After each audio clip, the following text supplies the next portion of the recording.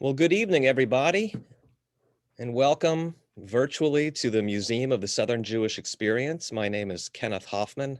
I am the executive director of the museum, but I'm not the boss. And tonight you're going to meet the boss because, as you know, in a nonprofit, there is always a board of directors, and that board of directors always has a leader.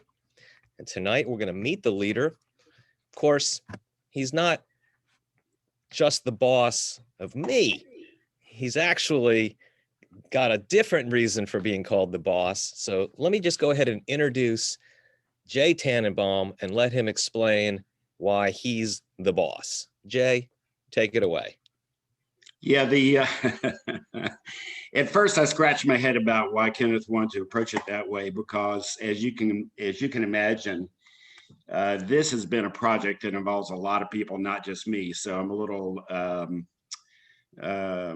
little dismayed about being called the boss of anything. I've got, two fantastic vice chairs and a board of directors, and we have a great staff that we're building at the museum.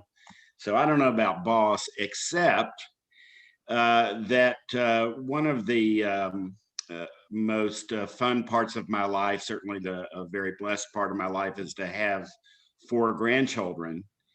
And when the first one was born, my wife and I thought, well, we don't want the grandchildren to pick their own grandparent names for us. We need to maybe give them a little bit of direction.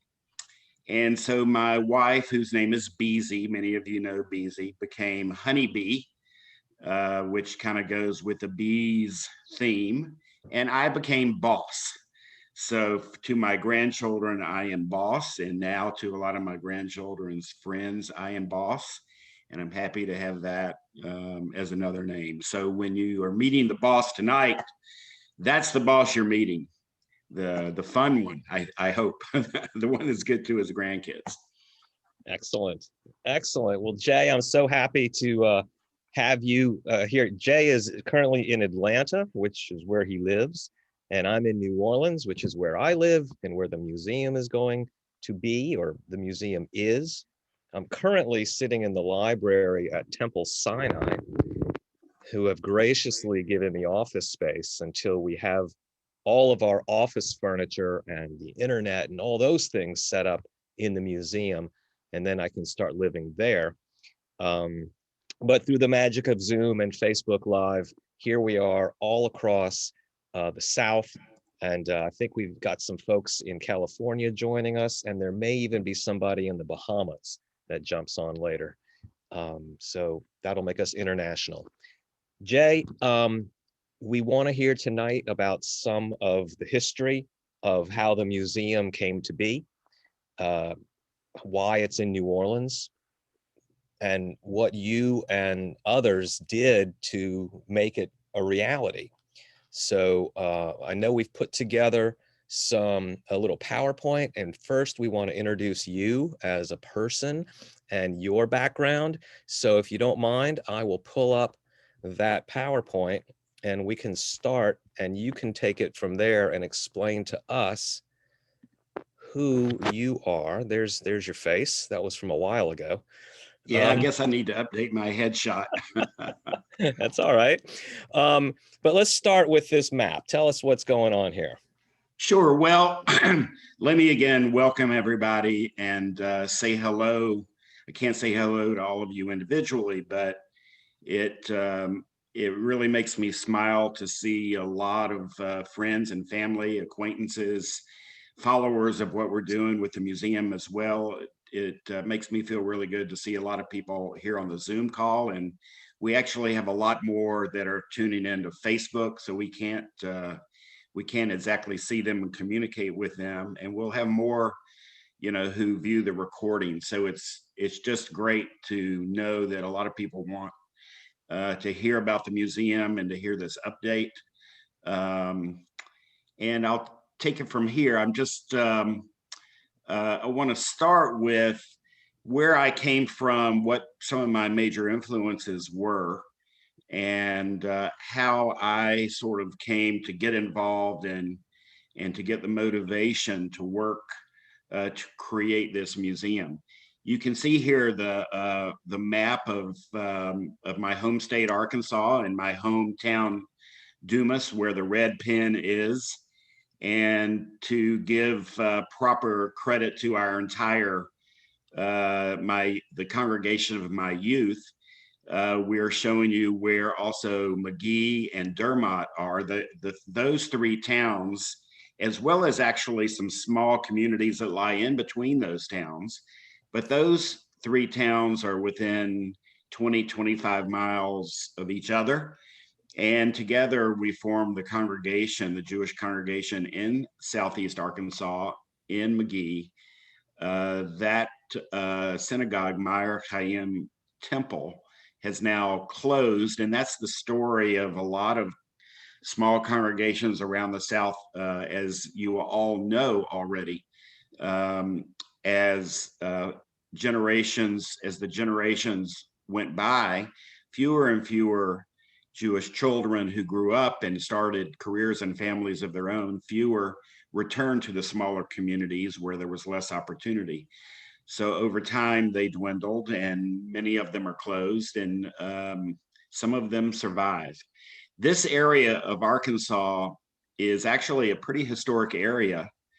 Most people don't know, but the first, I should say, European settlement west of the Mississippi River.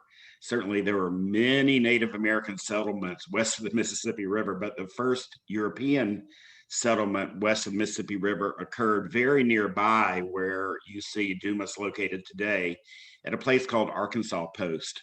It was established by the French. I'd have to go look up the year, which I should have done, but I think in the mid 1700s. Well before the Louisiana Purchase.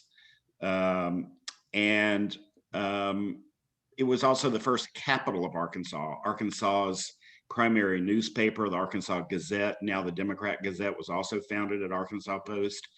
And so this was a very early part of Arkansas history where I grew up. The background that you're seeing on my picture is actually a cotton field from right outside of Dumas that is ripe for picking. You'll see that the cotton bolls are all in full bloom and ready for the cotton picker to come through. So let's move ahead. Yeah. Tell me about this. What's going on here? Well, I have to admit that I did not even know about this until recently. Kenneth actually found this and showed it to me, but you can see it's from the Arkansas Gazette in 1919, and it refers to fundraising for Jewish relief taking place already in Southeast Arkansas in the area that I just showed you. My great-grandfather is mentioned here, Charles Dante. My great-grandfather is mentioned here as the chairman of this Jewish relief campaign in Southeast Arkansas. And to me, the numbers are amazing. The quota being $1,800, and they had already raised, I think, $2,500, if I'm reading that correctly. And if you just place yourself in 1919, that's a tremendous amount of money for what at the time would have been, a very different dollar in terms of value, and also the number of Jews that lived in those communities in Southeast Arkansas. So I really think it's an amazing testament to the commitment people had, the Jews already in Southeast Arkansas had to their own Jewish identity and to helping other Jews. And you might wonder, what were they raising money for? As best we can tell, that this is referring to a global effort to raise money by what's called the Joint Distribution Committee. And if you think of this time, World War I is ending or has ended, and the Russian Revolution has taken place. And these are, now you're seeing an early migration of European Jews to Palestine, and they need support. And so this is a very early support of Zionism that you're seeing.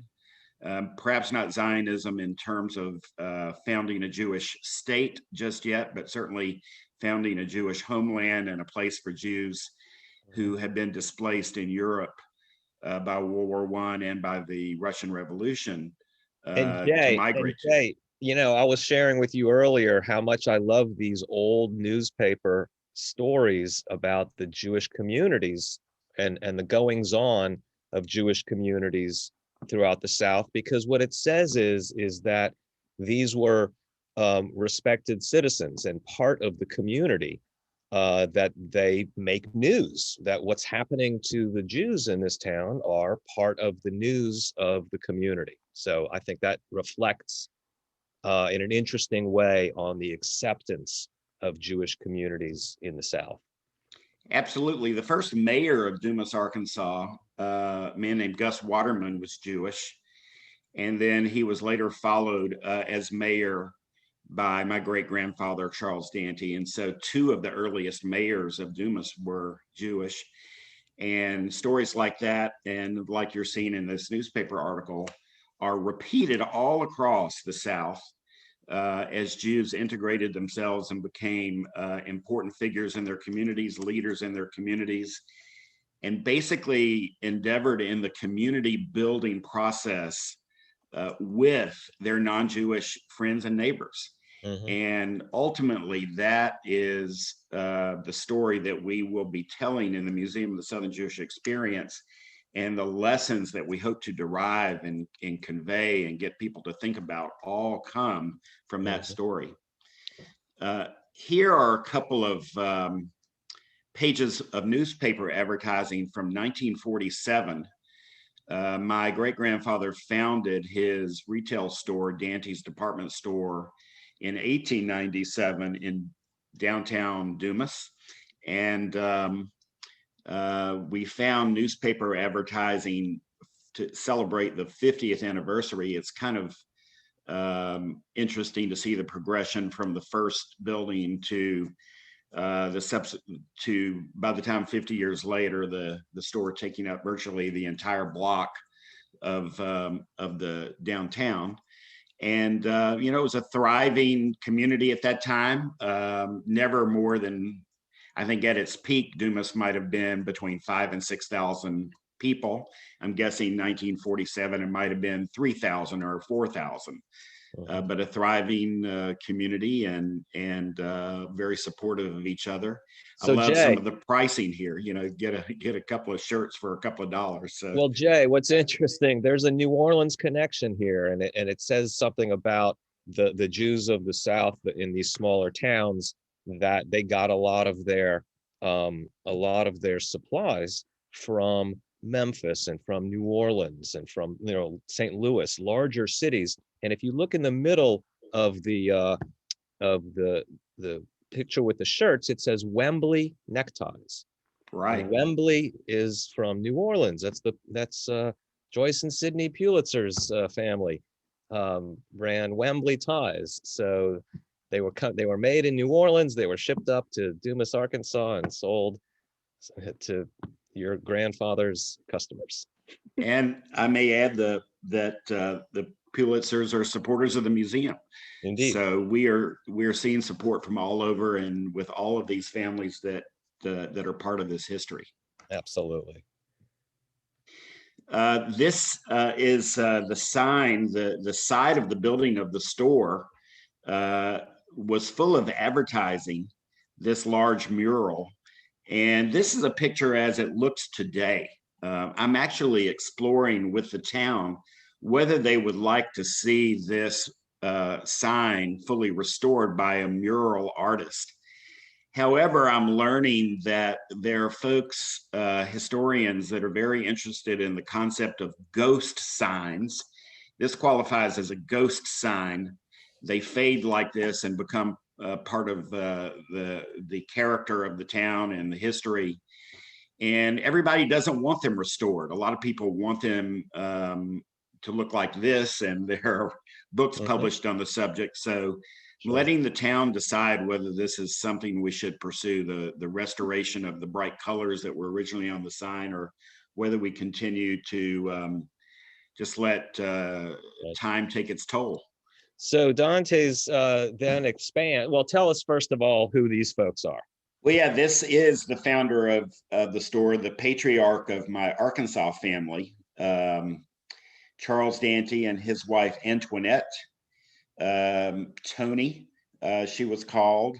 And, as you see, he founded the store in about 1897 and came to Dumas around that time, a few years before that, became not only a merchant, but also a cotton planter, and opened a cotton gin and became a processor of cotton in town.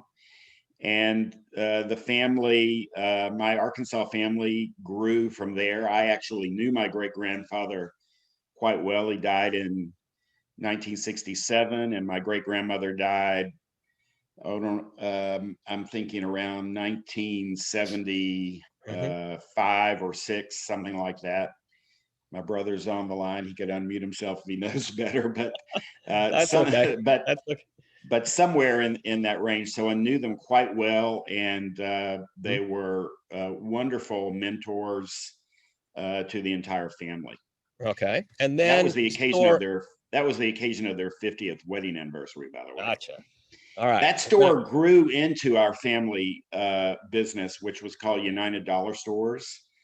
United Dollar Stores was basically started by my grandfather, Bernard Tannenbaum, my father, Jerry Tanenbaum, ultimately grew out of Dante's department store and ultimately grew to perhaps 250 stores in 6 or 7 states in the South. And so through the 60s and 70s, it was quite well known, and ultimately sold the business to what today is Dollar General. And so you decided not to be part of the store, right? Yeah, I'm not, it probably was a good idea not to, since Okay. that type of retailing. Jay, it's what you were saying about third, Yeah. fourth generation going away to college. You went to Tulane, get a degree, Harvard Business School, and you made your own way. Made my own way, right? Indeed. Well, who are these guys? Well, I'm sure my brother is on the line here. Would be happy to see that he made the presentation.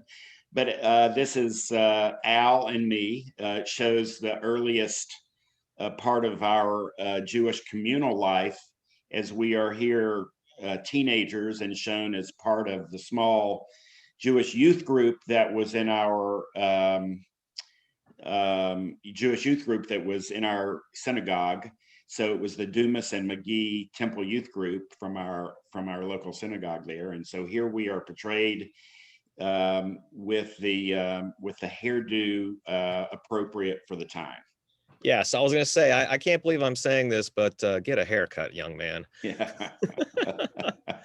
All right, who's this? And here you see my parents on the far left, my mother, Pat, and then they then had ultimately had 4 grandchildren, but here are 3 of them: my daughter Jill, my niece Kara, my son Jason. And this is a picture taken at Jacob's Camp.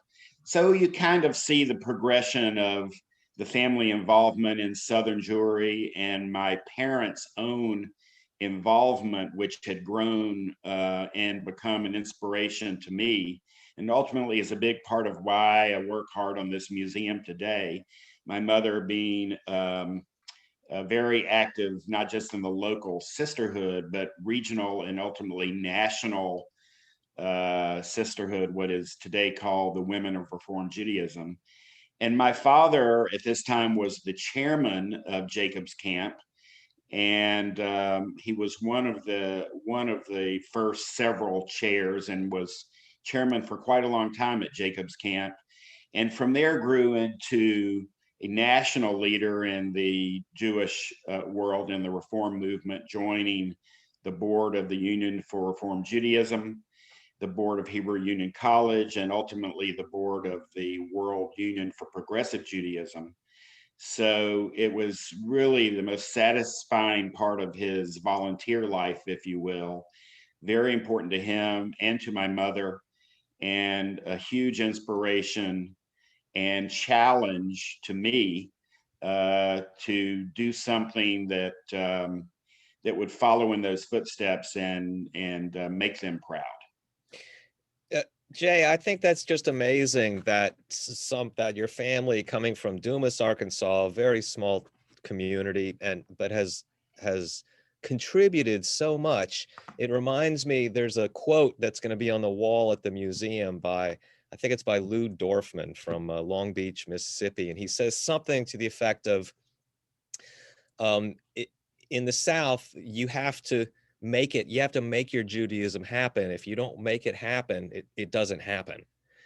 And your family has made it happen. So exactly right, Kenneth. I appreciate that. But I have to say that my family is just an example. Sure. You know, this has happened in communities, small ones, medium-sized ones, and in large cities all across the country. But the story, of course, we're telling is how it happened in the South. And we think it's really unique because the South is also known as the Bible Belt. It's an area of deep Christian faith. And you might have guessed that the South would be one of the least hospitable parts of the country to a people of a different background, a different culture, a different religion. But in fact, it is my belief that exactly the opposite is what occurred. The South was a very welcoming place to families like mine. And if the South had not been, these stories would not have been possible. So these things were accomplished with the with the support of the rest of the community, not just the small Jewish communities that we lived in. So let's talk. Oh, wait a minute. Well, we gotta talk about, gotta end the family with these pictures, and then we'll talk about the museum. My own Jewish life continued until I was, on staff at Jacob's Camp. That's where I met my wife, Beezy. She's in another part of the house right now, cursing me for putting this picture of her on there, probably. But in fact, Jewish camping is a very, very important part of the national Jewish experience, and perhaps even a more important part of the Southern Jewish experience. Because if Jewish families wanted to make friends with other Jewish families from around the South, they needed a place to do so. And if young people were to meet each other and just perhaps fall in love, that was a place that it might happen. So that's my story at Jacob's Camp. On the right, you'll see that I was actually the horseback instructor at Jacob's Camp. And I think it's kind of an iconic Southern Jewish image of me riding the horse and carrying the flag of Israel. Jay, and I'll remind you that you taught me horseback riding at Jacobs my first year when I was just a little squirt. How could I forget, Kenneth? You were probably my best student. Right. All right. Well, let's tell us about. Many people on the program right now know the background of the museum, and they know that it started at Jacob's Camp, but not everybody does. So we don't have to spend too much time, but tell us a little bit about that background. Right. So we've got a few slides here to show you what happened. This is the picture of the original building at Jacob's Camp. The director of Jacob's Camp for so many years, and during this period of time, in the well, what exactly year would this have been? I'm not exactly sure. Well, 87 was the 87 year, was the groundbreaking. So yeah, so you've got the engraved part of the shovel there on the right. It's going to be on display at the museum. But Macy Hart, who was the director of Jacob's Camp and made it such a popular place for those of us in the Mid-South, Macy had a vision that as these small towns and other communities were shrinking inside, we needed a place to tell their stories and preserve their legacies. And he, with a group of like-minded people, created the original Museum of the Southern Jewish Experience at Jacobs Camp. So this is a picture of the property of the building that was built for that purpose. And it was a nice project. Yeah. It was just that it was hard to get to in rural Mississippi, Utica, Mississippi, and you really needed an appointment to visit. If it was during the summer, children were there, and due to the safety and concerns for the children, we needed to know who's coming to the museum. And if it was off season, then, you know, the gates to the camp might be locked and you needed an appointment to see the museum. So it had a difficult time attracting a really large audience.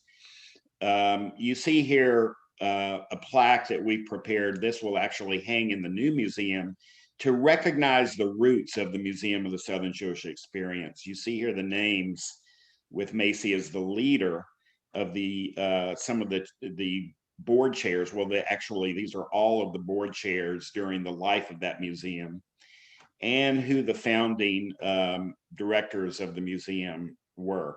There are many other folks that joined the board of directors, including my own parents.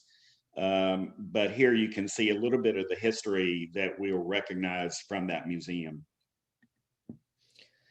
And I apologize for this picture. It was the best one I could find, but yeah, one of the exhibits that the museum created and actually won awards for was presented at in Jackson, Mississippi, in a temporary space, demonstrating the history of Alsatian Jewry to America. That exhibit later became part of the permanent installation back at Jacobs Camp. But we just wanted to recognize here that the original museum won awards for that exhibit.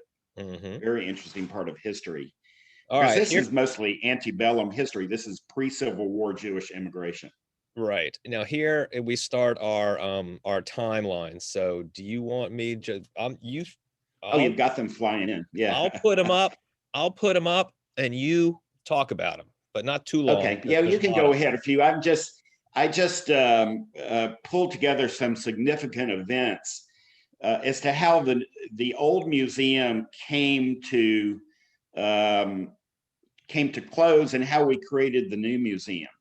The old museum morphed into a much larger program that Macy led called the Goldring-Woldenberg Institute of Southern Jewish Life, the ISJL. And the museum became a part of the ISJL, but the ISJL program extended to many more things, putting rabbis on the road, educating children all around the South with curriculum that was very easy for volunteers or non-professional teachers to teach on the weekends. And so the museum began to take a little bit a role of lesser importance in terms of resource allocation to what then became the ISJL. And so as far back as 2008, Jacobs Camp began to research with the ISJL, is there a way to work together? This led, these questions were put to us actually by Lou Good, who is my cousin in New Orleans, and Lou started reaching out to me. I was the chair of the ISJL to discuss how the museum and the camp might work better together. And that ultimately led to discussions in 2010 to go ahead and close the museum because the camp could put that building to much better use, I think particularly in its arts program. And that led the ISJL to think about what could the museum be that it was not at that time. So this has been really a 10-year effort to figure out how to recreate the Museum of the Southern Jewish Experience. You can see by 2011, we had formed a task force or a committee to do a lot of research. And at that time, my partner, one of my two partners in this effort, Morris Mintz, who was from Monroe and now lives in New Orleans, Morris joined with me in that effort, and we worked on a task force to research different potential host cities around the South, if we wanted to recreate the museum and what it would take to do so and what kind of financial support would we need. The ISJL's museum director at the time was Rachel Jarman Myers, and we asked her to go to New Orleans as we began to focus on New Orleans, and she worked with us to put together a research report on how the new museum might fit into New Orleans. That's in 2012. By 2015, we decided to do a formal feasibility study, which actually we called a strategic master plan, and made one of the biggest decisions that we had to make, and that was involving a Washington, D.C. firm, Gallagher and Associates, to help us to envision a new museum and ultimately to help us and lead the design of the new museum. Gallagher is a worthwhile piece of research for any of you who want to dig a little further. They are one of the premier museum consultants and museum designers in the entire world, an international firm, offices around the world, and some of the most important museums, particularly history and other cultural museums around the world, have been put together through Gallagher's work. So we were very lucky. Macy Hart introduced me to Patrick Gallagher, and we were very lucky to bring them into our project because it gave us the ability to create a world-class project with state-of-the-art interactive exhibits, multimedia, and I think actually the final product you're gonna be amazed. A lot of that has to do with this early decision. You see, then we formed a capital campaign, and ultimately we agreed to totally separate ourselves from the Institute of Southern Jewish Life so that a new museum could be formed with its own management team, its own board of directors, its own budget, its own fundraising activities, make its own decisions. We did decide to maintain some cross directorships between the ISJL and the Museum of the Southern Jewish Experience so that we could take advantage of synergies between the two groups. And there are definitely synergies. For the biggest example being that the Institute of Southern Jewish Life has already created a robust encyclopedia of Southern Jewish communities. And now we will jointly use that. When you visit our new museum, you will see an interactive exhibit that allows you to explore data which actually is being drawn from that encyclopedia. And in the future, we'll work together with ISJL to update that encyclopedia and to expand it. And the timeline goes on, a big event is around where Kenneth is dragging his cursor, and that's the hiring of Kenneth Hoffman. Let's just brag on him here for a sec. Kenneth was one of employee number 3, employee number 4. Number 3. Number 3, the third person hired in the creation of what is now the National World War II Museum in New Orleans. I'm sure everyone on board knows about the World War II Museum, a fantastic project that is now, I think, the largest membership base of any museum in the country other than the Smithsonian group of museums.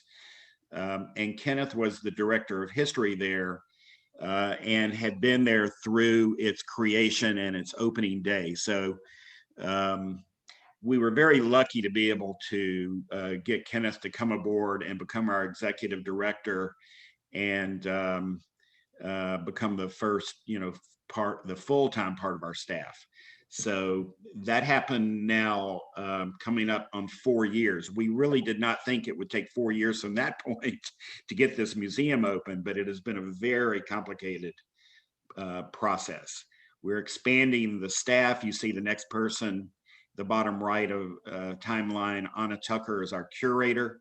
She joined now 2 years ago. We now have a staff of 4 and we'll soon more than double that as we get ready to open. And then ultimately, we get to where we are in the timeline now. Many of you know that we've been in the middle of a capital campaign. It started out fairly privately. It has now been, we do a lot of public mailings and more of a mass group effort at raising funds, but we have a goal to raise $10 million to open and to back this museum. We are thrilled to say that we have now crossed $8 million. We're really thrilled about it, but we still need to raise more money. And a big part of why I'm talking to you tonight is I want to encourage everybody, if they're not already part of our capital campaign, to do that and to join and be part of this. Kenneth actually working, brainstorming together with other folks, came up with a tagline for our museum, which is Shalom, make yourself at home. Part of what he's trying to convey is that this museum is in some way a home for all of us. And we want everyone to feel a part of it. And we want you to invest in it and feel vested in it. So, we want you to be part of our capital campaign. And Jay, let me add that the museum represents 13 states, but we have received support from 33 states to date. And that's because these are mostly people who are from outside of the South who grew up in the South or have relatives in the South. And they remember the experiences when they were younger of being in the South. And now they live in New York or Los Angeles or Denver. But we're getting a lot of support from all over the country. A few dollars have come in from Canada, so we're international in that way. So if you're watching tonight and you're not living in the South, that doesn't mean you're not welcome in the museum. You're more than welcome in the museum. All right, what's our next? So here we go. Let's talk about this. We'll get to the museum itself in just a minute to give you a little bit more understanding of what the museum is going to do and what you'll see in the museum. But just to let you know, we are just about ready to open the museum. We are putting final touches now on the installation of the exhibits. The fabrication of the exhibits is all finished. That's a very elaborate process. And the installation is going on now. We are doing punch list kinds of items. We're finishing some of the film, theatrical type film that you'll see in the museum. And we will be ready to open the museum in another month or so. So we are now targeting perhaps middle of May through middle of June, picking a date somewhere in there. No promises yet. And as you can imagine, this is really more driven by COVID, the progress against COVID, and when tourists are going to return to places like New Orleans. We're beginning to see just a trickle of that now. But we just need to get this museum open. We are already paying rent. We have staff. We'd like to start collecting some admission revenue. But more importantly, it goes back to our capital campaign. When people see this museum, it becomes a tangible reality, and they can judge for themselves the kind of job that we're done. We think folks who may be considering joining our capital campaign are going to be more inclined to do so. So we want to try to get the museum open a couple of months from now, and you'll be hearing a lot more about that once we decide. It will not be our grand opening in terms of a big PR event. We want to wait until there is much more robust tourism, and so we're hoping to do that in the fall. New Orleans already has put on the schedule in the fall quite a few of its larger public events, like Jazz Fest, for instance. Tulane Homecoming is another example, French Quarter Fest. These things are already on the New Orleans schedule, so the tourism folks in New Orleans are expecting by fall that plenty of visitors will be back in town, and we want to be a part of that. So a big celebration. If you want to be part of our grand opening, watch out for an announcement about fall, and we'll make that as soon as possible so that people who want to be part of that can make their plans to come be with us as we I told Kenneth we probably won't have a traditional ribbon cutting ceremony. Instead, we will have a mezuzah affixing ceremony. Well, but I already bought the giant scissors. No, just kidding. We'll do both then. Okay. We'll definitely do both. All right. Well, tell people about, let's get to what they might see or what they will see when they get to the museum. Yeah. So here's the front of the museum. We take up this is a restoration of a historic property. We take up about 13,000 feet on the first floor and half the second floor, as you see outlined here. We have an option on half of the third floor. As you can see, that's a sponsorship opportunity. We're not going to exercise the option on the third floor until we raise enough money to do so, but we do have expansion opportunity, and we have a lease which, including our renewal terms, secures this space for us for 25 years. So we don't have to go anywhere for 25 years, and we love our location. It's in the Cultural and Arts District of New Orleans, 1 block from what used to be Lee Circle. I guess it's, we sometimes now call it Lee-less Circle, since General Lee no longer sits atop Lee Circle. And on the other side of Lee Circle, another block or a block and a half away is the World War II Museum and the Ogden Museum of Contemporary Art. And so there are museums all around us. Across the street is the New Orleans Culinary and Hospitality Institute, which is another big draw. So we love our location, and it's right on the famous St. Charles streetcar line, as well as the streetcar turns and heads toward downtown. Here are, as I mentioned, my partners in this museum. On the left, Kenneth is treating Morris and me to fried chicken at Willie Mae's Scotch House in New Orleans. I just don't think it's possible to design a Southern museum without fried chicken. So we had one of our organizational meetings over some of the best chicken in America. And on the right, you see Rusty Palmer, who is a longtime real estate professional in New Orleans and now living in San Antonio and part-time in New Orleans. And Rusty is the other vice chair, and the three of us, along with Kenneth, form the executive committee. And by hook or crook, we will get this museum open. But you see us, you see Rusty and me inside the space while it was under restoration. All right, so here the next few slides are either photographs or renderings from our exhibit designers about some of the interior exhibits.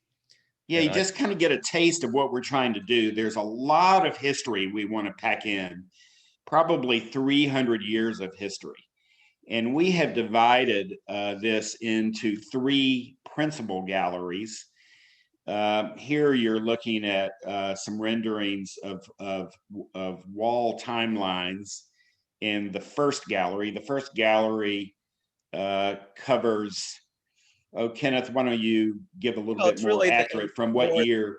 Yeah, mostly the 18th and 19th centuries. I mean, it's from the very earliest immigrants to the South, Jewish immigrants to the South, and it takes us up just past World War I. It's mostly chronological, but in this gallery, we also have some thematic things we talk about. So first we talk about the Sephardic immigration, and then the Ashkenazic immigration. We talk about the Revolutionary War and the Jewish contributions there, particularly in South Carolina. But also we talk about Galveston and its importance in the immigration in the early part of the 20th century. We have a section on slavery and race in the 18th and 19th century, because you can't talk about Southern history or really American history without talking about race. And Jews were part of that conversation and part of that history for good and for bad. And we have to tell all of those stories to get a better sense of what the Southern Jewish experience has been. That's right. And we're using artifacts that were from the original collection of that Utica, Mississippi museum to help tell the story. Here you see an actual peddler's cart that was used in that exhibit about Alsatian immigrants, I believe, first used there. But Many of you may know that many of the earliest Jews who came to the American South did so as peddlers and went from town to town with carts like this with their wares, probably financed by wholesalers who were in places like New York or Memphis or New Orleans. And that's how Jews got to these small towns, because sooner or later they found one that invited them to stay, or they decided to stay and open a store. So that's a typical story. Now, of course, they weren't all merchants. They took many different trades and opened and stayed for many different reasons. And you can see the progress here, or where we're at as far as ready to open. Our casework, some of our larger props are in place, but the cases are empty. And that's because we haven't moved our artifacts in. That's the last thing that happened. Well, the last thing that happens is the lighting designer comes in and he aims all of the lights just right. But we don't want to move the artifacts in until everything is completely dust free. So all the work has to be done. And then we clean up really well. And then we move in the artifacts. And that's going to be a very exciting thing. And it's supposed to happen in just the next few weeks. Right. So It's we're kind of like really getting on the cusp of having this place be visitor ready. Let's look at this next gallery. This is the second gallery in the museum, is an introduction to Judaism. Before we came up with a better name, we just called it Judaism 101. But certainly most of the visitors, by far most of the visitors to our museum, will not be Jewish. And we want to give them an idea as to what Jews believe, what are our life cycle events, how do we celebrate them, what are some of the cultural things that are maybe different than they know. So clothing, ritual objects, food, these types of things will be covered in this gallery. We want to draw similarities between Judaism and Christianity, which represents most of our neighbors. So for instance, you will see on display the Torah, our sacred text, but perhaps it will be open to the page showing the Ten Commandments, because this is a commonality between the Abrahamic religions, if you will, where we draw our original law and our original moralities and values from. So we want to show that. Mm-hmm. One of the major reasons we're doing the museum is to promote understanding and to promote the safety and security of Jews and of Jewish communities. As we know, there is rising anti-Semitism, and it's something that dogs us through history, and we continue to want to do our part to fight anti-Semitism. The best way to do that is through education and understanding. And the second gallery in the museum is a big part of our effort in promoting education and understanding. So it's very important. Here you see replicas of stained glass, by the way, that were taken from synagogues around the South. That's Indeed. What you're looking at. Indeed. All right. So go ahead, Kenneth. I'll just say that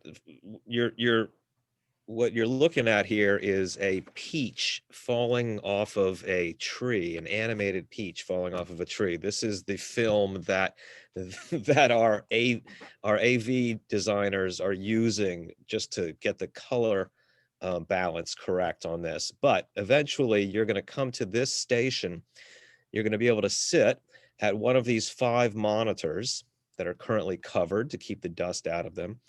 And you're going to be able to touch on a state you want to touch on, one of the 13 states, and then further explore what we have in our collection from that state that isn't on exhibit, some of the fascinating stories from that state.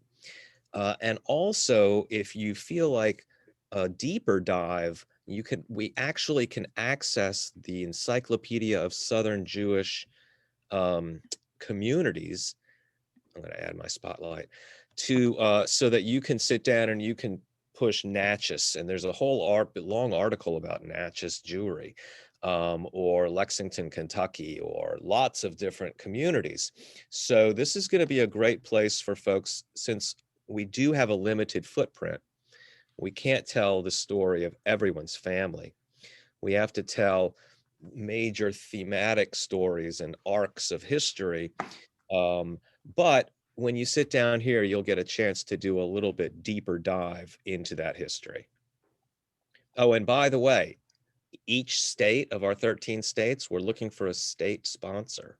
So you love your state, give me a call. So this gives me an opportunity. This is showing a piece of a quilt that's in our collection from 1885. And one of the ideas that our team, along with the aforementioned Gallagher firm, came up with is how could we use that quilt to demonstrate one of the overall pervasive themes, stories, lessons that we are trying and hopeful of having our museum visitors take away with. So the final exhibit in the museum is a make your own quilt, be part of a community quilt. A quilt is the stitching together of lots of different pieces of fabric, textures, colors. It's very symbolic of what America is, the stitching together of so many different peoples, different backgrounds, different faiths, different cultures. And in the end, you've got something messy and at the same time, very beautiful. That's a story that we want people to think about. What is so wonderful to me about Jews in the South is that we did not come to the South to live as a conclave among ourselves. We came to live to be part of the American people and to be part of communities, even as a very small minority. Whereas Jews in cities like New York or Baltimore, or Philadelphia, Chicago did something quite different. They typically lived in enclaves. They accomplished a lot. They became very important in their communities, but they did so usually by living near each other and operating largely within the same communities. Just not at all what the Southern experience was. So we're using this quilt as metaphorically, but then tangibly for you at the end of your visit to be part of adding to the quilt. So you're seeing on the right an uncompleted exhibit station with electronics that are being installed. And you will sit at this table with some other folks that have gone through the museum and add your piece to the crazy quilt. And this will be built over time and become part of the museum itself. And thematically, we hope that, whatever you decide to add to the quilt will make you think about your own personal experiences, your own cultural experiences, and how they fit within the overall American experience. So that's still coming together, but it's really thematically central to our entire museum, and we hope everyone will end up loving that experience. All right, tell us about some opportunities to support the museum. Yeah, so here, let me get back to what you've thrown up here. This is in the lobby. When you come into the museum lobby, you're going to enter a gift shop, open even if you don't come and buy a ticket to the museum. We love you to come shopping. But our gift shop on one wall will recognize what we're calling the founding donors of the museum. And these are the folks who have given us from $18,000 up through and above $1 million. So the major donors that we're calling founding donors, and then put into categories that we call Ner Tamid, Yad B'Yad, and L'Chaim. Those founders will be recognized on this large exhibit on one side. You can see that the exhibit is flexible. Each family or donor represented by a tile, and those tiles have room for additions. So if any of you want to be one of our founding donors, this is one of the ways that you'll be recognized right in the gift shop. The next slide, you want to add? What if that's what if that's a little bit beyond some people's means? Tell us about what's going on here. Yeah, the next recognition level is what we call our Mezuzah Society. Most of you are very familiar with physical projects that sell bricks. You get your brick on the sidewalk in front of an aquarium or in front of a memorial or something like that. We're doing something a little different. In our case, that brick is a mezuzah. For those of you on the call who may not be Jewish, mezuzah is that symbol of a Jewish home that you see on the doorpost. The Torah instructs us to affix the mezuzah to each of our homes, and there's a prayer inside the mezuzah. So we all have our mezuzahs, and what we're proposing and what many people have already decided to do is to give to our capital campaign $1,800, multiples of 18 having some numerical significance in Judaism. At $1,800, we will send you the mezuzah on the left, which is a hand-blown commemorative mezuzah by a friend of the museum, Andy Pollock, who is a glass artist in New Orleans. And you'll receive one of those. That's the only way you can get one of these. And we invite you and we'll bug you to death until you do. Send us a mezuzah of your choice. Your mezuzah will also end up in the lobby of the museum as part of the display that you see. That's the actual finished display before any mezuzahs have been attached to it. And there'll be an iPad-style tablet that allows someone to see whose mezuzah, which mezuzah on that wall came from who. We hope to fill up that wall and to add many more. We hope this is a very popular level. Hey, I need everyone to mute themselves, please, if you haven't muted yourself. Thank you. All right, so Jay, let me say this: we're getting close to our ending time, but I want to say that so far we have almost 200 members of the Mezuzah Society. I've received about 65 mezuzahs or mezuzot, and I have yet to get a duplicate. Oh, so that's cool. I took a picture of some. That's what those ones at the bottom are. I just laid some out, and I find that that's amazing that every time I get a little envelope, padded envelope in the mail from someone, and someone sent me in their mezuzah. I open it up, and it's something beautiful that I've never seen before. So let me say, we welcome participation. So part of our capital campaign, if you send $10 or $15, we're absolutely appreciative of anything that's commensurate with your desire to participate. We love that. So the more folks that are part of our campaign, the better. And then as we shift in the future from capital campaign to membership, we want members from all over the region. Becoming a member of the museum is going to be your way to sustain the museum financially. We chose a city like New Orleans so that the museum would have a financially sustainable future, something that would have been difficult in rural Mississippi. So between admission tickets and memberships, this is how you really make this museum a permanent fixture on the landscape. So we want you to be thinking about being part of our capital campaign and ultimately to be an annual renewable member as well.